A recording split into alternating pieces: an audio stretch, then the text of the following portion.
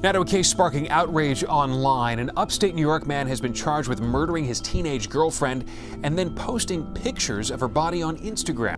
You might be wondering, why are we talking about such a nice, chill individual?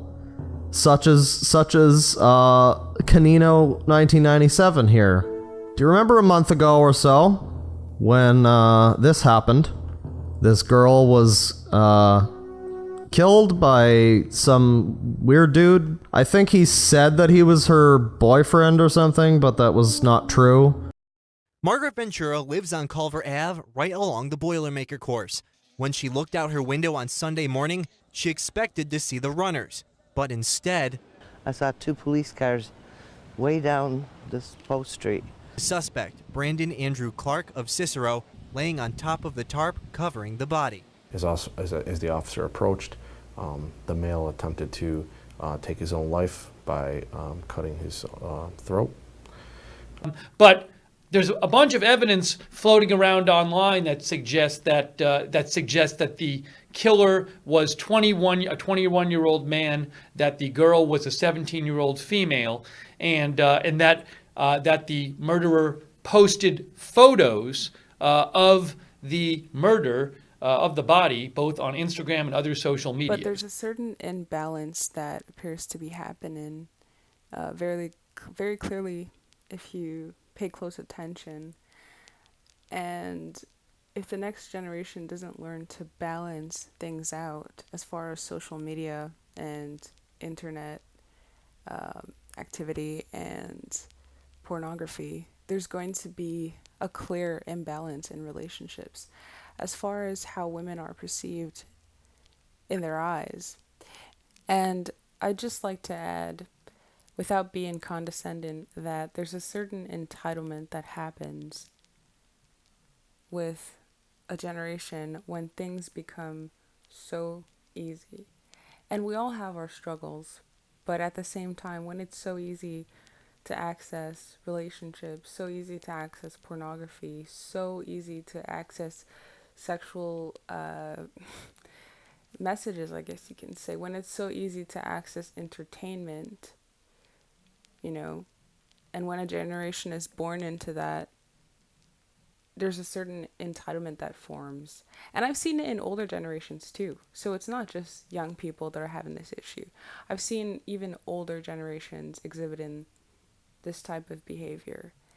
And no one's perfect, but there's a certain toxicity that seems to be simmering right now. And it's really important to maintain a certain balance when it comes to social media and entertainment and the internet and our perception of the world, because it really is having an impact on our minds.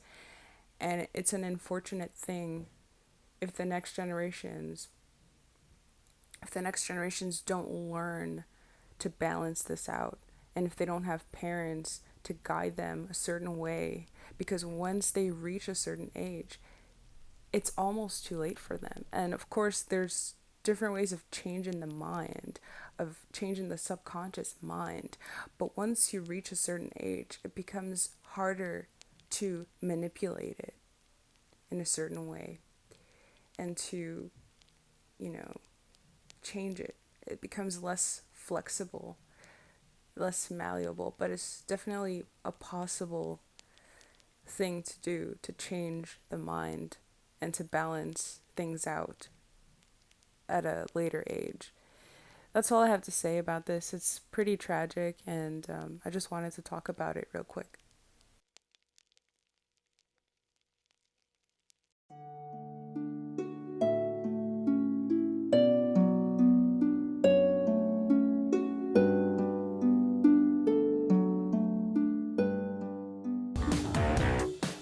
So there is a shocking video. Disturbing. Really disturbing video that is catching fire right now and has caught the attention of the police.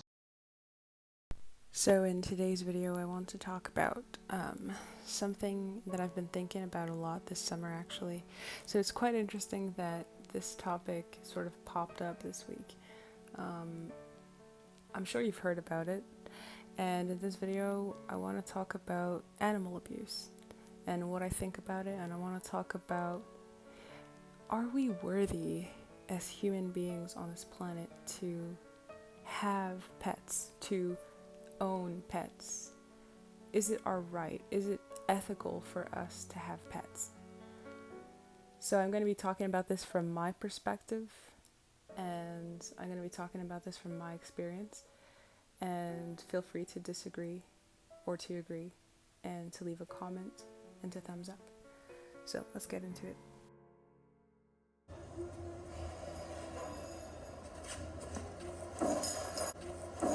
Well, as you can tell, stop!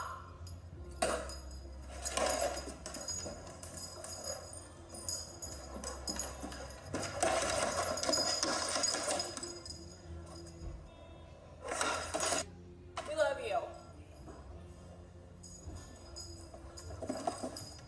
We love you, or whatever. We love you. We love you.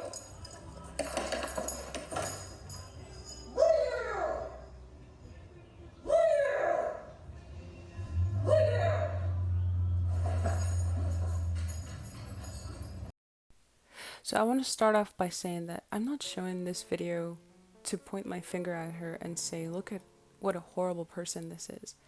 I want to make sure that this video lets other people think about something before they decide to have a pet.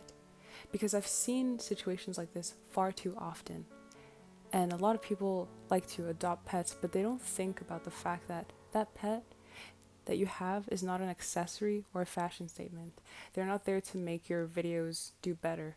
They're a living, breathing being that has the right to enjoy life, to be healthy, and to not be abused. It's kind of like having a child, if you think about it. And I'd like to think that a lot of us here would not do this to a child.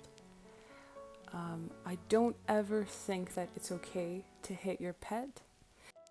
And what I'd like to make really clear in this video is this is not, like I said, this is not a video to point fingers, because we can point fingers all day.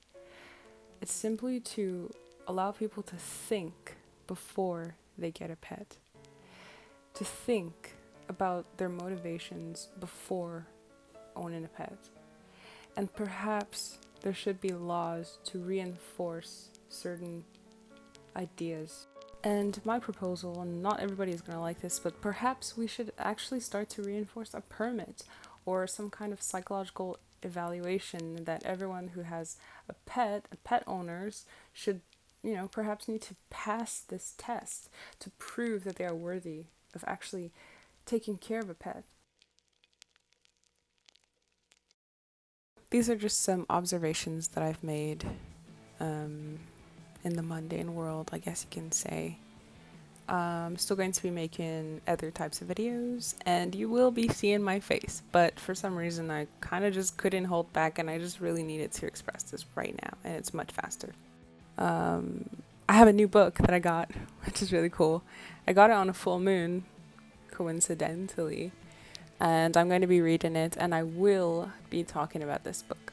But in this video, I just wanted to pass some commentary on the mundane world. That's about it for now.